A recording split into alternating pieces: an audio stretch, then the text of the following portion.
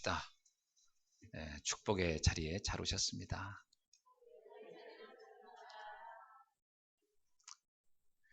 아무 말도 안 하는 분도 있어요. 만나서 반갑습니다. 이렇게 인사도 하고. 아멘. 지난주 우리는 천국은 누룩처럼 조용히 번지는 것이다, 이런 말씀을 들었습니다. 맞죠? 천국은 누룩처럼 번져가는 겁니다. 그래서 지금 당장의 모습을 보고 낙심하거나 서둘러 성급하게 결론을 내면 안 됩니다. 정말로 생명의 역사는 시작만 되면 됩니다. 반드시 하나님은 역사하실 거니까요.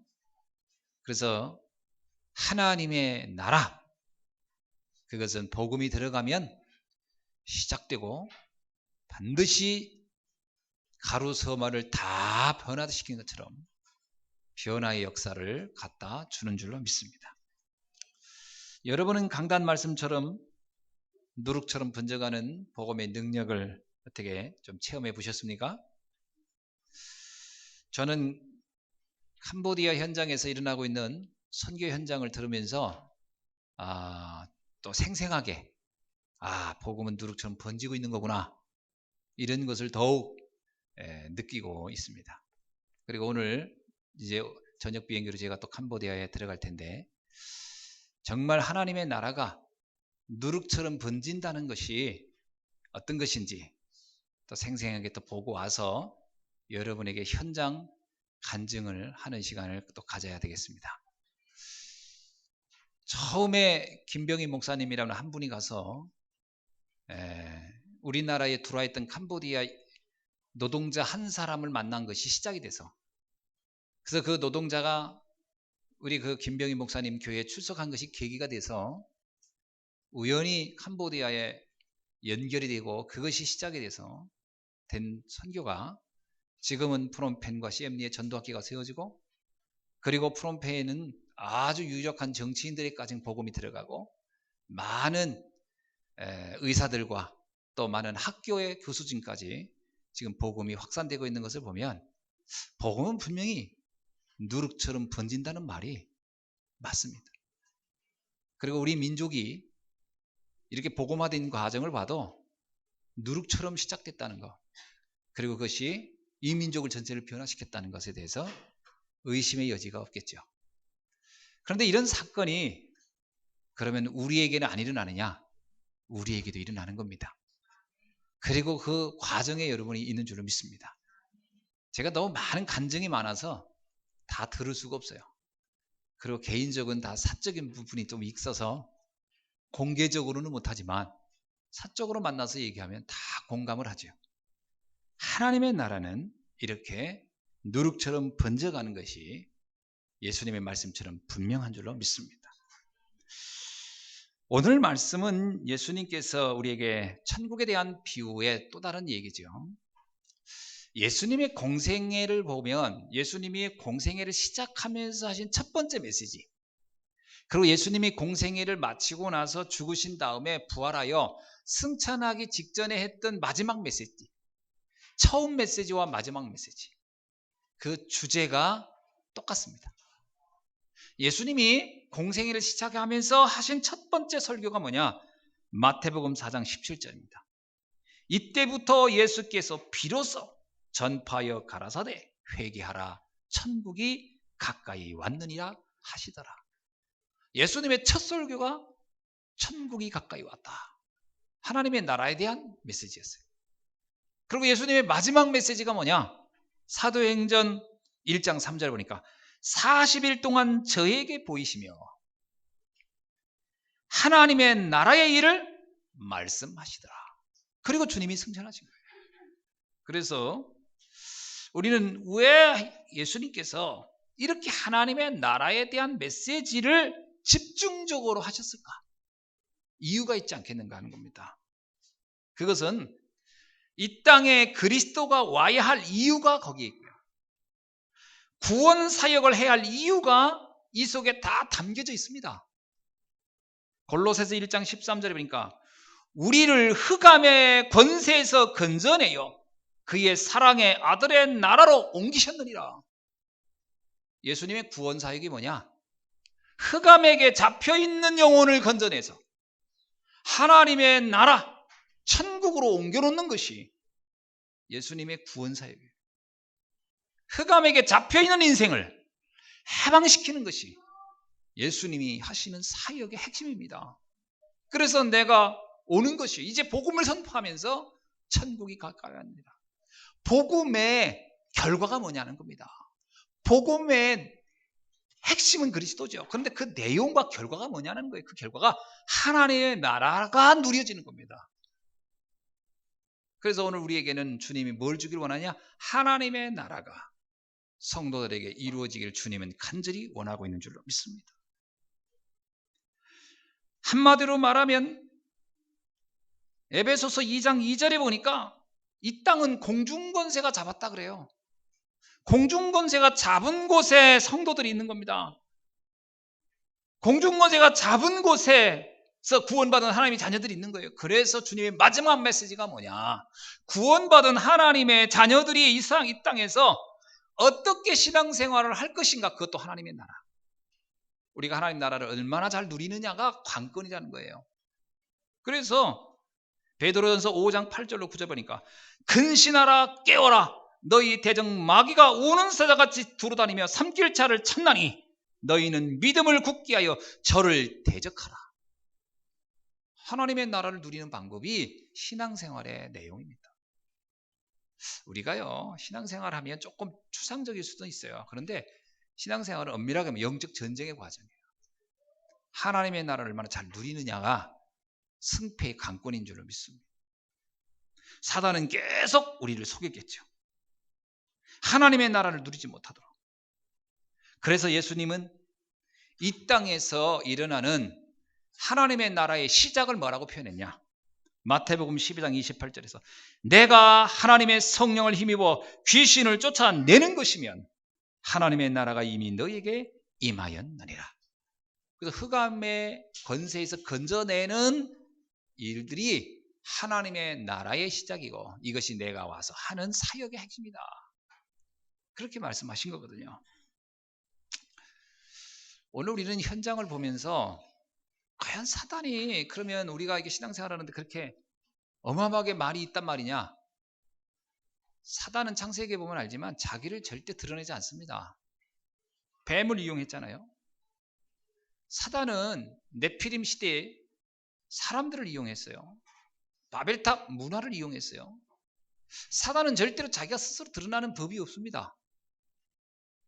사단은 언제나 그 시대가 어떤 것을 원하는지 그걸 가지고 활용한다는 거죠. 그래서 오늘날에는 문화라는 것을 가지고 세상을 움직이고 있다는 겁니다. 때로는 권력자를 활용하기도 하고 공중권세 잡은 자가 권세와 정사를 붙잡고 권력자를 가지고요. 때로는 문화를 가지고요. 그래서 오늘날에는 음악, 영화, 미술, 연극 이런 많은 문화적인 미디어를 가지고 역사하고 있습니다. 그래서 오늘날 사람들이요 자기도 모르게 영적 영향을 엄청 받습니다. 그래서 지난번에 우리 랩런트들한테 그런 얘기했어요. 주일날은 핸드폰을 좀 멈추는 날로 한번 쓰자 하자. 그게 좀 적용됐나 모르겠어요. 이 핸드폰을 사용을요 이게 너무 어려서부터 시작을 하잖아요. 그러면 이거 우리가 얘들이 굉장히 기술적으로 뛰어날 것 같지만 사실은 두뇌는 뇌의 어느 부분은 계속 축소되고 있다는 겁니다. 이게 상상력이나 생각을 하지 않아요. 그냥 본무대로 반응은 우리 아시잖아요. 옛날에 우리 주판 공부했을 때 우리는 암셈 참 잘했거든요. 어느 날 이 주판 사용 안 하고 계산기 쓰면서 수학적 이런 거 수학계 암삼이 안 돼요. 언제 우리 전화번호 잘 외웠는데 핸드폰 생기고서 전화번호를 안 외워지기 시작해요. 어떤 때는 내 번호도 내가 헷갈리더라고. 내 번호가 뭐더라? 가장 가까운 아내 번호도 헷갈려요. 왜? 아내하고 누르면 떴으니까 뭐지? 이게 기억력이 퇴보하고 있는 거예요. 그래서 우리 랩런트들이 너무 어려서부터 핸드폰 만지는 거는 상당히 몸에 좋지 않은 겁니다. 아니 이 지적 수준의 이 지적인 성장에 굉장히 문제가 돼요. 전 흑암은 다양하게 우리에게 당신의 그 흑암의 메시지를 넣어주고 있다. 생명 살리는 메시지가 아니거든요. 모든 미디어의 핵심은 뭐냐? 사실은 폭력, 음란 이런 것들로 다 이렇게 그 컨텐츠가 만들어져 있어요. 좋은 거 아닙니다. 아이들 너무 어렸을 때 많아 보니까요. 귀신에 대해서 아주 친근함을 느끼잖아요. 포켓몬스터. 그게 귀신 얘기예요.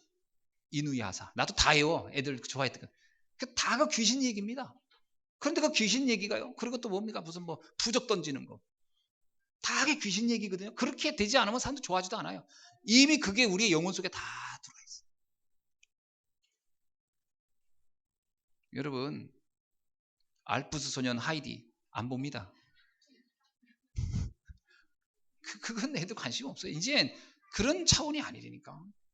귀신, 살인 이런 얘기가 나와야 막 흥분해요. 사람 막 목 잘라 죽이고 막 피가 터져. 이래야 게임도 재밌어 한다니까. 심각한 상태입니다. 그래서 유럽의 어느 나라는 12세 이하의 스마트폰 가지고 법으로 규제하겠다 이렇게 나와요. 그 나라의 미래가 아이들이 달렸는데 아이들이 문제가 오니까 마치 마약을 규제하듯이. 그래서 우리 아이들 핸드폰 너무 일찍 사주는 건 바람직하지 않습니다. 미디어를 통해서 우리도 모르게 많은 안 좋은 문화가 아이들 영혼 속에 침투해 들어갑니다. 실상 아이들이 핸드폰 가지고 무슨 고도의 수준 높은 문화, 수준 높은 정보를 나눕니까? 내가 볼 때는 한 90%는 오직 게임이 있던데. 애니팡. 애니팡이야, 애니팡. 지난번에 어떤 시내 가보니까 어떤 분 어른인데 가지 말고 길리 서가지고 뭘 하고 있더라고요. 그래서 뭐 하나 했더니 애니팡 하느라고 가지도 않고 서서. 보통 문제가 아니거든요. 여러분, 흑암의 나라를 무너뜨리고 하나님의 나라를 세우는 것이 예수님이 이 땅에 오신 목적인 줄 믿습니다. 그러면 이 흑암의 문화가 뭐가 문제냐? 계속 우리의 영혼을 잠식해가고 우리의 삶을 황폐하게 만들고 우리의 인생을 계속 무너지게 만듭니다. 여러분요, 난 요즘 깜짝깜짝 놀라요. 이번 얼마 전에 나왔잖아요. 그 어머니가 자기 아이가 운다고 그걸 감당 못해서 때려서 죽여서 가방에 넣어서 저수다 버렸단 말이에요. 그게 제정신으로 하는 게 아니거든요. 문화 영향이에요. 이게 감정 통제가 안 돼요.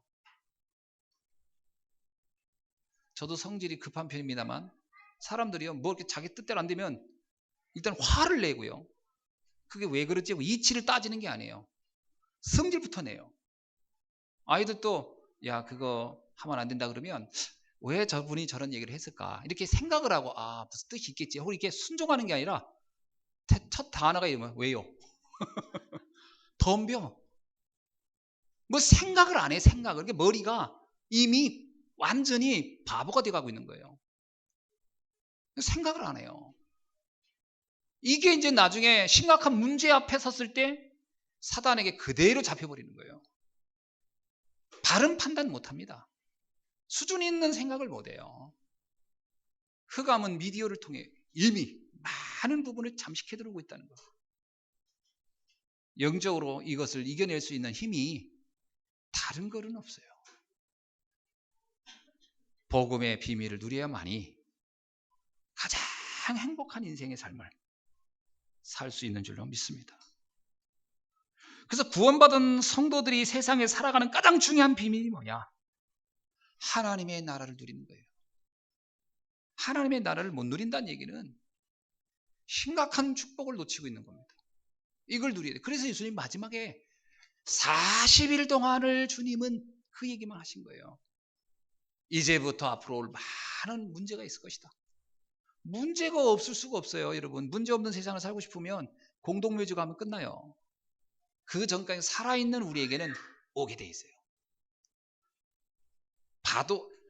바다가 있는 한은 파도는 치게 돼 있어요.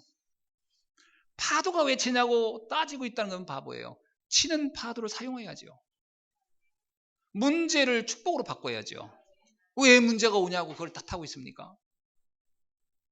하나님의 나라를 누린다는 건 바로 이런 거예요. 요걸 이해 못하면 문제를 자기가 막아서 해결해 보려고 그래요. 그럼 파도를 해결하려고 한다. 가능한 게 아니잖아요. 영적인 이 눈이 딱 띄어져야 할 줄로 믿습니다. 그래서 하나님 나라를 누리지 못하면 결국 흑암에게 주어진 문화와 흑암의 세계에 의해서 계속 우리는 인생이 상처받고 황폐해지고 무너지게 돼 있다. 자, 오늘 말씀은 무슨 의미로 하신 말씀이겠습니까? 오늘 한번 읽어봅시다. 44절 우리 다 같이 시작. 천국은 마치 밭에 감추인 보화와 같으니 사람이 이를 발견한 후 숨겨두고 기뻐하며 돌아가서 자기의 소유를 다 팔아 그 밭을 사느니라. 자, 어느 날 평생을 남의 집에서 일만 하면서 살던 한 종이 있었다고 합시다. 이 사람은 뭐 희망이 별로 없죠. 남의 집에 고용되어서 또는 그곳에 들어가서 일을 하니까. 근데 이 사람이 어느 날 일을 도와주다가 소유자가 없는, 주인이 없는 보화를 발견한 거예요. 땅속에 아직 주인이 없는 보화예요. 아무도 모르는 건데 발견했어요.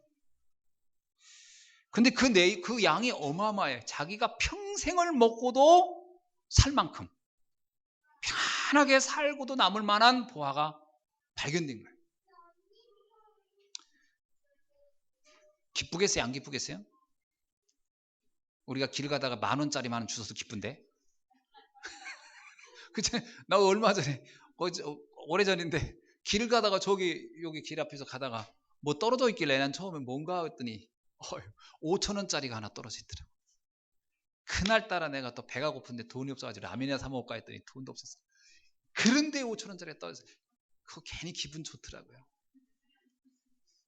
누가 주인 있으면 주려고 한참 있었는데 아무도 없길래 그냥 나를 주려고 했는가 보다 하고 받았지만 이렇게 사람이요 갑자기 이렇게 생겨도 기분 좋은 거예요. 근데 평생 먹을 거를 발견했다. 기분이 좋겠어요? 안 좋겠어요? 좋죠. 예수님이 사람들의 그 심리를 너무 잘 알고 있어요. 천국을 발견하는 것은 이와 같은 것이다. 이렇게 기쁠 것이다. 여러분, 그러니까 천국을 발견해야 되겠어요? 안 해야 되겠어요? 천국을 누려야 되겠어요? 안 누려야 되겠어요? 보화라는 것은 우리에게 굉장히 밀접한 일이죠? 여러분, 보화. 밀접해요? 안 밀접해요? 밀접한 거잖아요, 보화. 그게 막연한 게 아니잖아요. 천국이 막연한 게 아니라는 거예요. 보화처럼 아주 밀접하면서 우리의 인생에 큰 기쁨을 갖다 줄 거라는 거예요. 아멘. 우리 신앙생활하면서 이 보화를 발견해야 되지 않느냐. 마치 흑암에게 눌려 평생을 고통 속에 살던 사람이 어느 날 이 천국을 발견했다면, 어느 날 참 자유를 알게 됐다면, 참 평안을 누렸다면 얼마나 기쁘겠느냐. 기쁘겠어요? 안 기쁘겠어요? 저는 복음 들었을 때요, 정말 막 그 복음을 딱 깨닫는 얼마나 기뻤던지. 나는 사실은 답을 막 찾아다녀서 그 답을 어떻게 내 인생에 이 문제가 해결될까? 어디에서 이 해답이 있을까? 그런데 아무도 말해주지 않더라고요. 그러다 어느 날 복음을 딱 들었어요. 눈이 팍 뜨이는 거예요. 이거였구나. 얼마나 기뻤던지. 나는 이 보화 이야기가 요만큼 이해돼요. 뭐 내가 다 이해된다 하면 너무 과한 것 같고, 요만큼 그런 기분이었을 것이다. 그 얘기입니다. 오늘 이 보화를 발견한 일꾼 같은 기쁨, 오늘 여러분에게도 누려지는 날이 되기를 주님의 이름으로 축원합니다. 자, 예수님은 오늘 말씀을 통해 분명하게 그 답을 주고 있어요. 숨겨진 보화, 그건 뭐예요? 그건 돈은 아니겠죠. 지금 예수님이 말한 게 어느 날 돈을 니들이 한번 횡재하라 이 말은 아니겠죠. 어디서 금은 보화를 찾아라 이 말은 아니겠죠.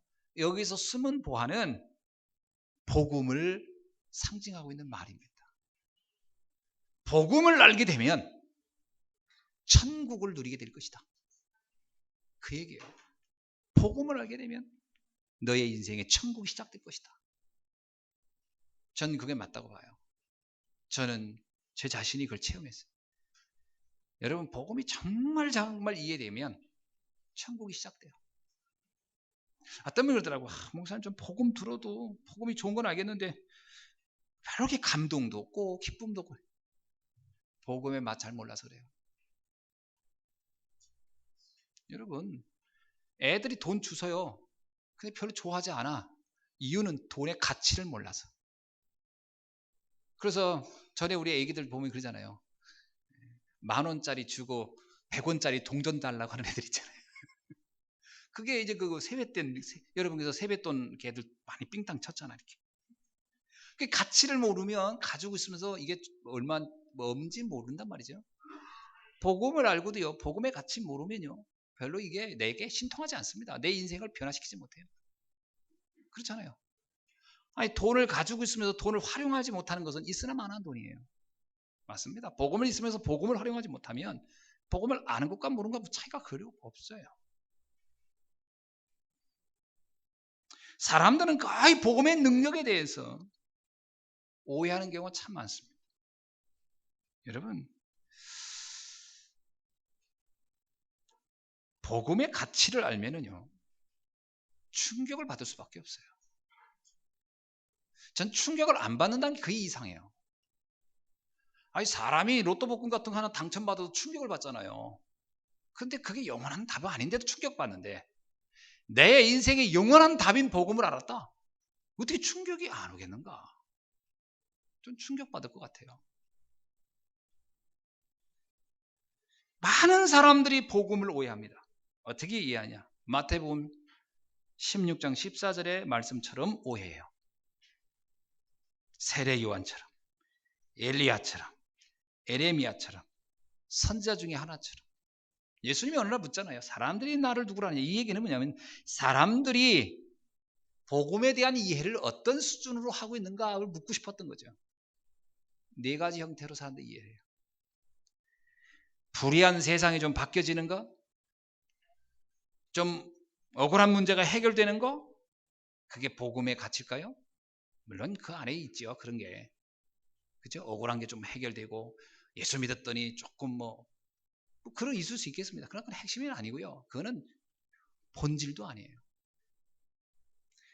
엘리야 같은 일이 있을 수 있죠. 신비한 체험. 뭔가 내가 할 수 없는 문제가 막 해결되기도 하고. 그럴 수도 있을 겁니다. 복음을 알면. 그러나 그것도 핵심은 아니에요. 어떤 경우는 뭔가 불쌍한 사람들을 돕고 거기서 나오는 보람, 복음을 알았더니 뭔가 보람도 있고 뭔가 뿌듯함도 있고 있을 수 있을 겁니다. 그것도 핵심은 아니에요. 여러분, 우리가 복음 알았다고 해서 뿌듯할 수 있지만 뭔가 보람도 있는 일도 할 수 있겠지만 그건 핵심도 아닙니다. 복음을 알면은 어떤 교양적으로 세상적으로 어떤 이치를 좀 안다, 그럴 수도 있겠죠. 그것도 답은 아닙니다. 예수님이 말씀하고자 하는 것은 그게 아니에요. 복음을 그런 수준에서 보면 우리는 그렇게 충격을 받을 게 별로 안 돼요. 왜냐하면 그와 같은 일들은 세상의 다른 곳에서도 늘 볼 수 있는 것이니까요.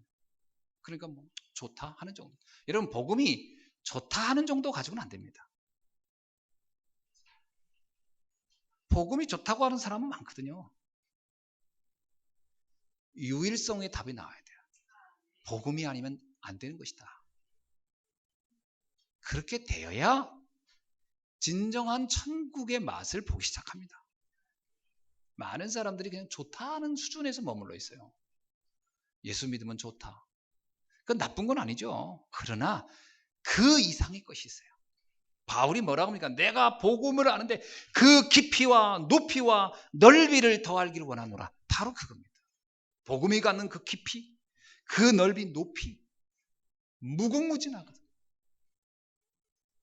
우리가 복음을 다 알았다 말할 수가 없어요. 그러니까 바울이 말해요. 나는 다 이뤘다 함도 할 수 없고 가졌다 할 수도 없다. 이거는 어떤 면에서는 복음의 엄청난 축복이면 난 이제 서론에 불과하다 할 정도로. 그렇죠? 그만큼 복음은 어마어마한 거거든요. 사실 우리가 언제가 해결되었다. 복음이라는 것은 우리의 죄가 해결됐다. 이게 그렇게 피부에 와닿습니까? 그런데 이게 어마어마한 거거든요. 이게 나를 천국으로 인내하는 가장 중요한 조건이 될 수 있거든요. 죄가 끝났다. 아멘. 사단이 결박되었다. 엄청난 거거든요. 내 인생이 절대 망할 수 없다는 거 아닙니까? 여러분, 우리가 어려움이 왔다고 합시다. 고난이. 그게 실패입니까? 그건 실패가 아니에요. 그러면 초대교회 성도들은 다 어려움도 많이 겪었는데 그게 다 그 사람들이 실패한 겁니까? 아니잖아요. 그건 세상 사람들이 보는 견해지. 세상 사람들이 성공의 기준과 실패의 기준 사이에서 놓고 보니까 그런 거지. 그러나 하나님이 보는 관점은 그게 아니에요. 다니엘이 사자굴에도 들어가고 그럽니다. 물론 그렇다고 사자굴 가는 게 좋다 이 말은 아니죠. 그러나 그게 문제가 되지 않는다 이런 말이죠.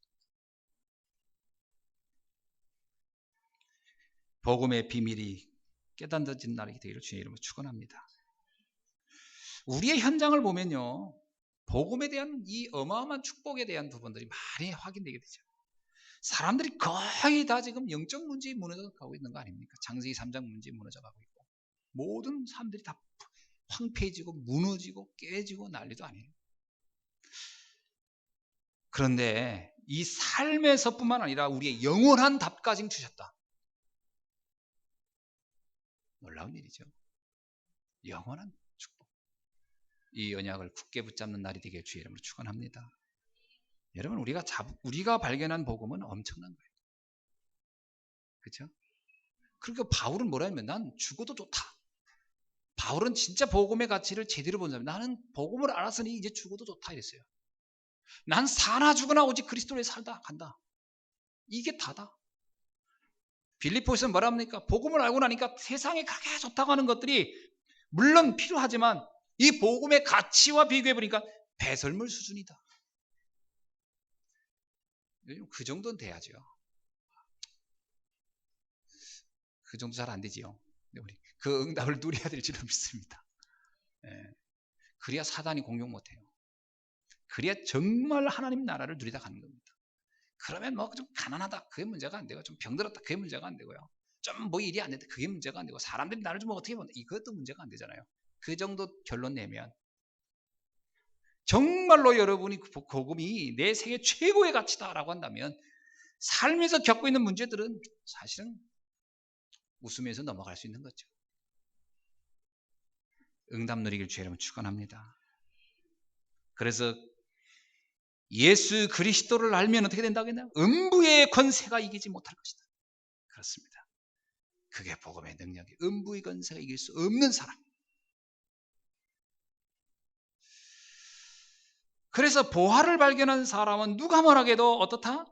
기쁨이 충만할 수밖에 없어요. 여기 보니까 숨겨두고 기뻐하며 돌아가서 그랬습니다. 이것을 발견한 후 너무 기뻐요. 그렇습니다. 너무 기쁜 거죠. 복음의 가치를 발견한 사람의 자세를 말하고 있어요. 너무 기쁘다.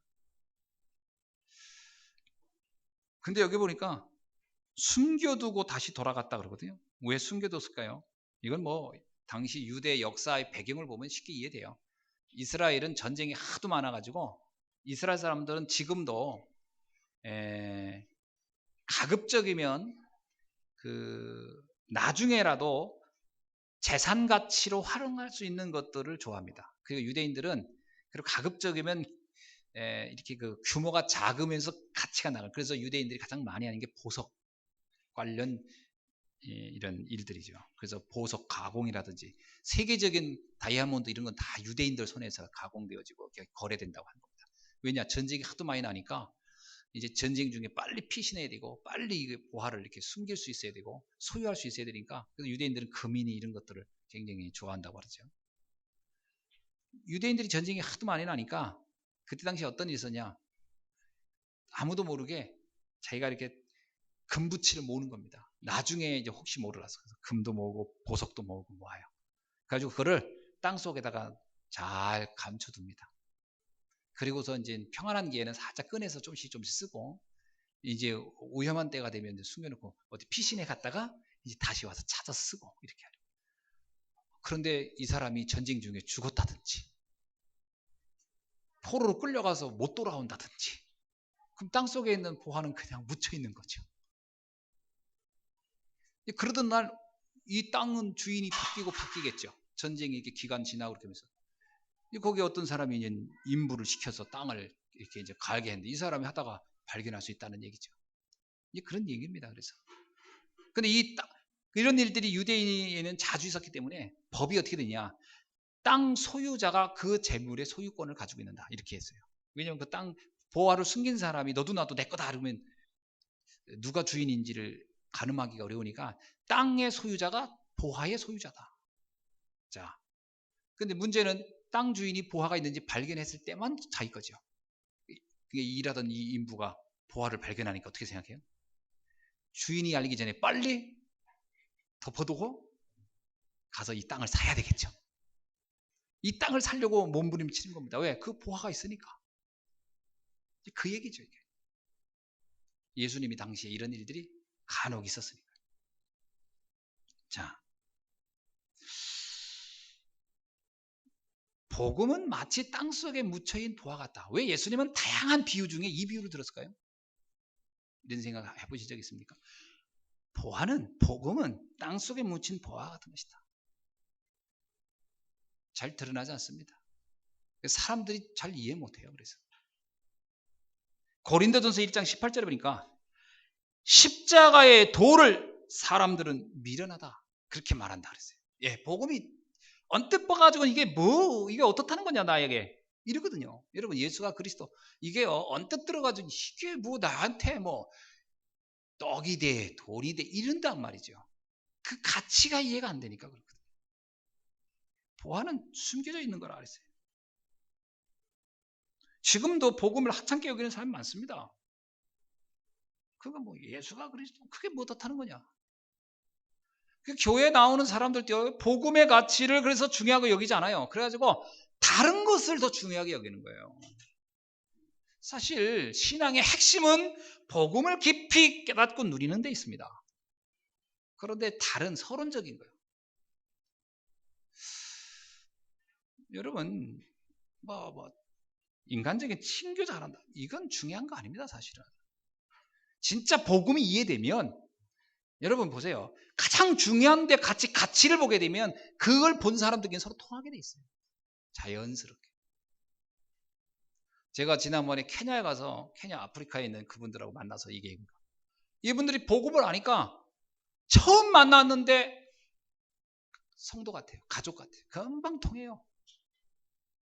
필리핀 갔는데 그 오지에 들어갔는데 그분들 만났는데 금방 통해요. 왜? 복음이 서로 이해되니까 금방 이해가 돼요. 그게 원리스입니다. 뭐 같이 맨날 밥 먹고 놀고 여행 다니고 그래야 친해지고 그게 원리스 아니에요. 아니 생각하는 게 다 각각 다른 사람끼리 모여서 있으면 뭐예요? 그때뿐이지. 방향이 같아야 돼요. 비전이 같아야 돼요. 보는 가치가 같아야 돼요. 그래야만이 통하는 겁니다. 여러분, 이 복음은 숨겨져 있는 것 같아서 사람들이 잘 몰라요. 고린도전서 1장 23절에 보니까 십자가에 못 박힌 예수 그리스도를 유대인들은 꺼려했고 이방인들은 미련하다고 했다. 그렇습니다. 잘 이해가 안 되니까요. 예수님의 십자가의 십자가의 사건도 보는 사람 따라서요. 그러니까 뭐 가끔 뭐 이렇게 그 사람들 이렇게 얘기 들리는 거 보면 기독교에 대해서 이렇게 막 비난하는 사람도 보면 말도 안 되고 정말 택도 안 되는 말로 비난하는데 그게 뭐 가치를 전혀 보지 못해서. 여러분, 우리가 정말로 자기 자신에게 대해서 조금만 진실하면 복음의 가치는 보이게 돼 있습니다. 자기에게 조금만 진실해야 돼요. 내가 누군가. 내가 하나님의 은혜가 없이는 안 되는 사람이구나. 누가복음 5장 8절에 보니까 시몬 베드로가 이를 보고 예수의 무릎 앞에 엎드려 가로되 주여 나를 떠나소서 나는 죄인이로소이다. 요게 베드로가 축복받은 비밀입니다. 나를 본 거예요. 하나님의 은혜가 필요한 사람입니다. 로마서 7장 19절에 보면요. 바울이 왜 한 시대에 이렇게 하나님 앞에 쓰였는지를 알 수 있어요. 뭐라고 나오죠? 내가 원하는 바 선언하지 아니하고 도리어 원치 않은 바 악을 행하는, 이게 나를 본 거예요. 하나님의 은혜가 필요한 사람이구나. 그래서 그리스도가 필요하구나. 이게 이해된다. 그래야 이 복음이 이해되거든. 복음은 땅속에 묻혀있는 보화 같습니다. 그래서 이렇게 언뜻 봐가지고 가치를 몰라요. 그래서 우리가 어디에 집중해야 될까? 로마서에 보면요, 사실은 이 믿음이라고 하는 것은 그냥 믿는다 이게 아니거든요. 가치를 아는 겁니다. 사실은 들으셔야 돼요. 말씀을 많이 들으셔야 돼요. 우리가 알고 있는 고정관념이 너무 많기 때문에, 우리가 알고 있는 편견이 너무 많기 때문에, 이미 우리 안에 들어와 있는 이전의 것들이 너무 많기 때문에 이게 모든 것들을 지금 막고 있거든요. 이걸 빼내야 되는데, 근데 빼내는 방법이 뭐죠? 안 빼내집니다. 우리가 뺄 수가 없어요. 잠재의식과 무의식에 있는 걸 내가 어떻게 빼냅니까? 나도 잘 모르는데. 여러분이 뭐가 문제인지 어떻게 알아요? 몰라요. 남들은 내 문제를 아는데 나는 내 문제 모르는 게 너무 많고요. 잘 모르는 게 많습니다. 그래서 어떻게 하냐? 방법은 하나밖에 없어요. 많이 집어 넣는 거예요. 많이 넣으면 바뀌게 돼 있어요. 아멘. 말씀 많이 넣어야 돼요. 방법은 보고 듣고 읽은 것만큼 사람은 바뀌게 돼 있거든요. 많이 보고 듣고 읽으면 바뀝니다. 저는 이런 생각이 들어요. 제가 양육을 이렇게 하지 않습니까? 하면서 제가 늘 느끼는 게 뭐냐면, 이분은 한 3년 했으면 좋겠다 이런 분이 있고요. 있거든요. 근데 본인은 된 줄 알거든요. 근데 보면 안 됐거든요. 왜? 들어와 있는 게 너무 많아. 넣어줘야 되는데 본인은 착각하는 건데 됐다고. 아닙니다. 계속 들어가야 돼요. 얼만큼 들어가야 되냐? 사실은요, 살아온 것만큼 넣어줘야 돼요. 살아온 것만큼. 왜냐면 살아오면서 들은 게 더 많은 게 들어왔어요. 사실. 저 같은 경우도 그런 게 많거든요. 많이 들으셔야 됩니다.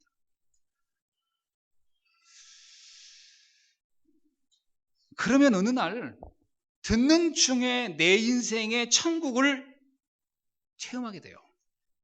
싹 변하고 있는 나를 알게 돼요. 할렐루야. 예수님이 제자들 계속 데리고 다니면서 메시지 줍니다. 3년을. 그냥 동고동락하면서 메시지를 넣어줘요. 얼마나 늦었는지 여러분 아시죠? 설명하고 비유해주고 또 설명해주고 또 넣어주고 사건 보여주고 계속 넣어주고 고정관념을 바꿔버리는 거예요. 이미 들어간 걸 바꿔버리는 거예요. 어느 날 제자들의 인생에 큰 전환이 오는 거예요. 천국을 누리기 시작해요. 아무것도 두려울 수 없는 담대함이 생기기 시작합니다. 그게 초대교회 시작이죠. 마가다락방의 시작. 많이 들으셔야 됩니다. 아멘. 그래서 말씀 들을 수 있는 기회를 많이 가져라.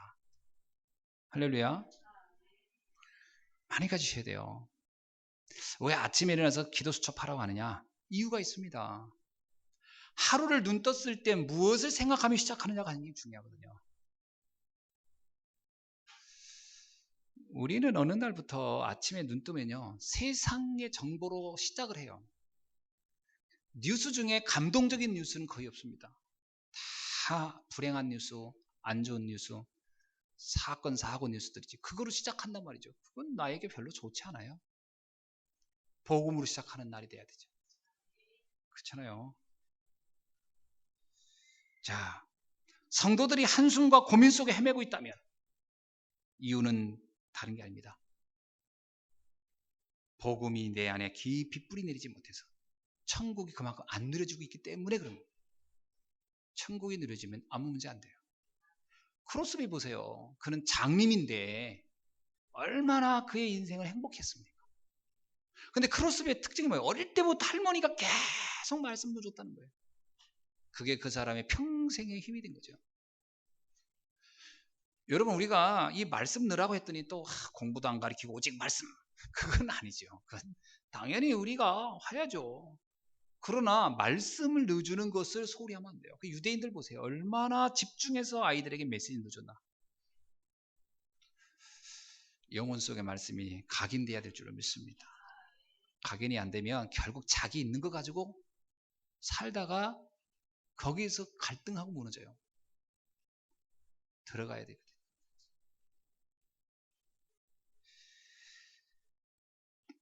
천국이 뭡니까?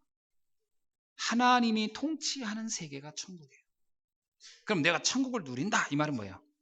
내 삶의 모든 것이 하나님의 통치가 되고 있다는 것을 아는 거예요. 요셉을 보세요. 노예로 끌려가는 것도 하나님의 통치 속에 이루어진 일로 본 거예요. 감옥에 들어갑니다. 하나님의 통치 속에 이루어지는 일임을 알았어요. 그게 천국이죠. 진짜 언약의 사람은 그걸 누려줘야 됩니다. 그런데 천국은 특징이 하나 있어요. 음부의 권세가 절대로 이길 수 없는 것입니다. 이게 천국의 특징이에요. 절대로 망하지 않는다는 겁니다. 이 확신은 굳게 가져도 좋습니다. 아멘. 절대 망하지 않아요.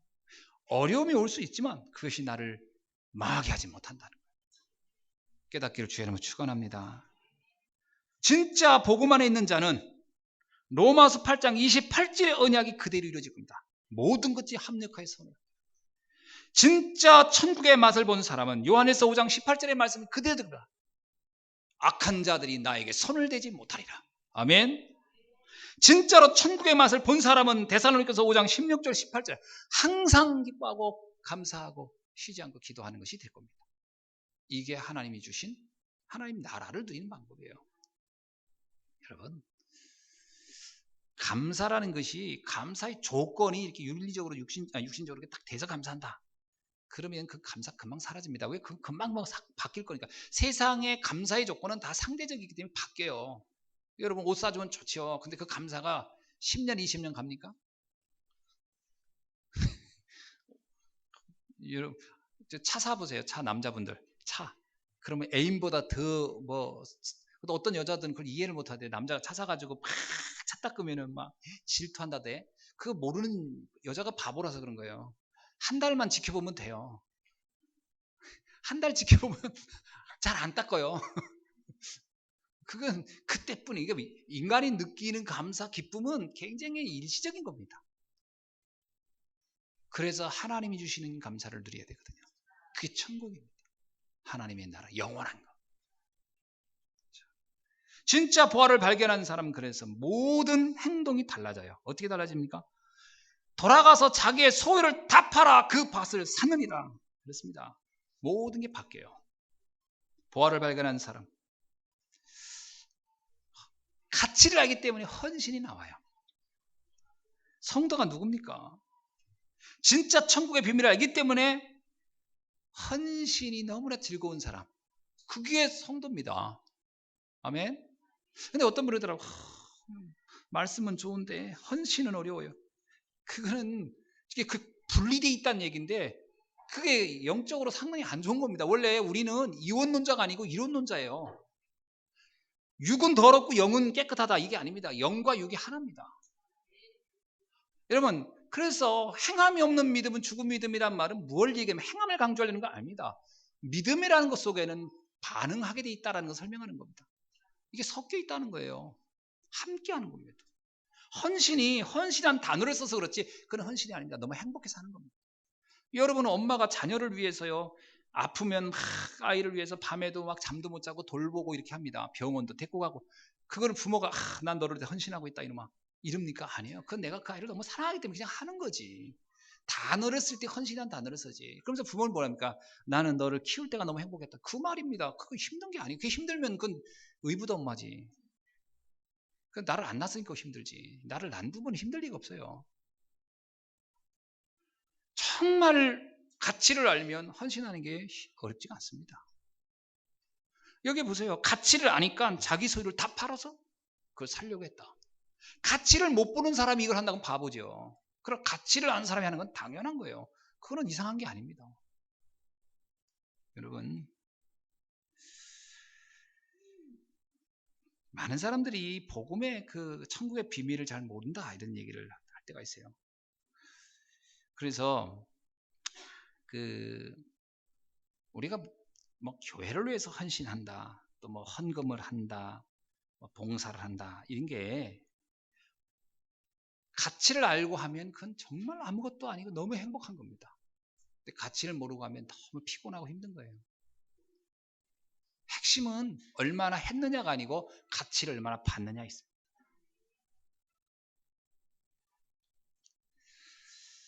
복음의 가치를 보면요, 그 복음이 어느 정도냐? 저는 수가성 여인 있죠. 요한복음 4장에 나오는 그 수가성 여인, 사마리아 수가성 여인을 보면 정말 이 복음이라는 것은 대단한 것이다라는 걸 또 한 번 느끼는 거예요. 이 여자가 결혼을 5번 했는데 다 실패한 것 아닙니까? 사람들의 시선을 피해서 그 더운 날 와서 일을 합니다. 근데 어느 날 예수님을 만나요. 만나고 나서 모든 방법, 인생이 다 바뀌어요. 그죠? 그 물동이를 집어 던지고 동네 사람들 가서 막 외치기 시작합니다. 이 여인이 미친 게 아니에요. 가치를 본 거예요. 완전히 바뀐 거예요. 얼마나 기뻐합니까? 얼마나 행복해 합니까? 복음의 가치는 이런 거거든요. 내 인생 전체를 바꿔내는 거예요. 여러분, 복음 안에서 정말 인생 전체가 바뀌는 이 축복을 누리길 주의 이름으로 축원합니다. 그래서 복음을 알고 이 가치를 알고 천국의 가치를 알면 헌신하게 돼 있어요. 우리는 슈바이처 박사 알죠? 슈바이처 박사는 원래는 그는 대단한 신학자입니다. 그래서 슈바이처 박사의 가장 유명한 책이 그리스도 평전입니다. 그리스도에 대한 설명을 가장 잘한 슈바이처 박사 굉장히 유명하죠. 그 다음에 슈바이처 박사는 세계적인 파이프 오르간 연주자입니다. 혹시 아십니까? 그래서 파이프 오르간 설계를 했어요. 그게 지금도 가장 그 파이프 오르간의 그 슈바이처 박사가 한 그 오르간 설계도가 가장 유명한 설계도입니다. 그대로 지금도 거의 제작되고 있어요. 슈바이처 박사는 의사이기도 합니다. 대단한 의사이고 철학자죠. 그는 칸트 철학의 대가입니다. 그래서 칸트 철학을 정리한 사람입니다. 근데 그가 어느 날 아프리카 가서 헌신하는 걸로 결정을 해요. 그리고 복음 전하다 죽습니다. 사람들은 그를 바보라고 하는지 모르지만 아닙니다. 슈바이처는 뭐라느냐? 복음의 가치는 내가 알고 있는 그 많은 파이프 오르간의 실력이나 내가 알고 있는 그 모든 어떤 신학적인 수준이나 내가 알았던 그 모든 철학적 내용보다도 이 복음을 누리고 전하는 것이 가장 귀하다. 이렇게 본 사람이에요. 그 가치를 보니까 헌신은 쉬운 겁니다. 우리는 이게 이해가 안 되니까 아유 미쳤지. 그게 미친 게 아니죠. 가치를 본 겁니다. 오늘 깨닫는 날이 되게 주의 이름으로 축원합니다. 모세의 삶도 그래요. 히브리서 11장 24절 26절에 보니까 모세는 장성하여 바로 공주의 아들이라 칭함을 받기를 거절하고 도리어 그리스도를 위하여 받은 수모를 애굽의 모든 보화보다 더 큰 재물을 여겼으니 이는 상주심을 바라봅니다. 오늘 우리가 정말로 이 그리스도 안에서 이루어진 천국의 가치 새롭게 바라보는 날이 되길 주의 이름으로 축원합니다. 말씀을 맺습니다. 그래서 우리가 가장 먼저 할 게 뭐가 있었겠냐? 예배 성공입니다. 말씀을 들음으로 천국의 가치를 깊이 이해하게 될 것입니다. 그래서 강단 메시지를 여러분 답으로 받으셔야 돼요. 말씀을 들을 때 내 인생의 답으로. 그러면서 꼭 한 가지를 부탁드립니다. 작은 실천을 꼭 찾기를 바랍니다. 여러분 말씀을 들으면서요 작은 실천을 찾지 않으면 그 말씀은 내 영혼 속에 각인도 안 되고요. 또 하나는 그 말씀은 영적으로 살아 역사하지 않습니다. 작은 실천을 해야 돼요. 실천은 말 그대로 그것은 영적인 세계를 나의 삶으로 땡겨오는 사건입니다. 실천을 찾으시라. 그러면서 3가지 맛을 꼭 보길 바랍니다. 복음의 맛이죠. 복음의 가치를 꼭 누리길 바랍니다. 어떻게 누리나요? 누리기를 원하세요. 전 그렇게밖에 말 못하겠어요. 복음의 가치를 누리기를 원해보세요. 정말 복음의 맛을 보기를 원한다. 복음의 그 능력을 체험하기를 원한다. 그렇게 생각하고 기도해보세요. 반드시 하나님은 깨닫게 해주실 것입니다. 그래서 그때 아는 게 뭐냐면 이게 기도의 맛이구나. 복음의 맛을 이해하는 기도. 그러면서 그때 알 겁니다. 이 엄청난 내가 체험한 것을 사람들에게 말하지 않을 수 없다는 거예요. 여러분 전도는 사실은 하는 게 아닙니다. 그냥 되어지는 겁니다. 전 그건 아주 정답인 것 같아요.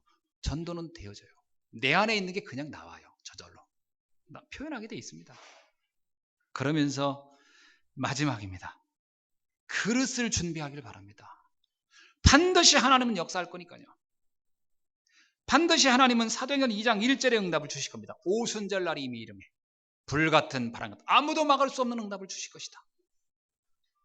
그래서 저희 교회는 저는 이런 확신이 있어요. 이 시대를 놓고 보면 정확한 복음을 증거했던 때는 하나님이 가장 큰 축복을 했어요. 근데 지금 시대를 보면 복음이 희미하고 복음이 다 변질되어 있어요. 이때 우리가 정확한 복음을 증거한다면, 오직 예수가 그리스도 인생의 유일한 답이라는 것을 정말로 전하는 사람들이 있다면 하나님은 시대를 바꿀 만한 응답을 주실 것이다. 전 3천 제자의 응답이 환상이라고 느껴지지 않습니다. 될 겁니다. 그러면 그때를 놓고 지금 준비해 가야죠. 준비해 가셔야 되죠. 그때를 바라보면서 뭘 준비할 건가? 중직자는 중직자대로, 장로님은 장로님대로, 성도들은 성도대로, 렘넌트는 렘넌트대로. 앞으로 올 응답을 정말 믿는다면 그게 믿음이에요. 믿음은 바라는 것들의 실상이요, 보지 못하는 것들의 바라는 것이 있어야 되죠. 하나님의 약속 속에 될 것을 믿으시기 바랍니다. 그렇다면 준비해야 돼요. 뭘 준비할 건가? 많이 준비해야 됩니다. 그러면서 오늘 작은 실천, 내 주변에 있는 사람 한 사람도 빠뜨림 없이 모든 사람에게 이 복음을 듣도록 한번 해보겠다. 모든 사람을 다 듣도록 하는 이 응답을 한번 누리시기를 주님 이름으로 축원합니다. 그 가운데서 천국이 어떻게 이루어지고 있는지, 이 천국이 얼마나 놀라운 일인지, 왜 이것을 숨은 보아라고 하는지 아마 여러분이 피부로 탁 체험하는 축복이 있어질 줄로 믿습니다. 기도하겠습니다. 아버지 하나님, 주의 은혜를 감사합니다. 오늘 이 시간 하나님께서 우리에게 주신 이 놀라운 말씀을 다시 한번 깊이 우리의 영혼 속에 뿌리내리게 하시고 이 말씀 붙잡고 천국의 참다운 비밀과 축복을 누리는 위의 선교회 성도들이 되게 하옵소서. 살아계신 주 예수 그리스도의 이름으로 기도하옵나이다. 아멘.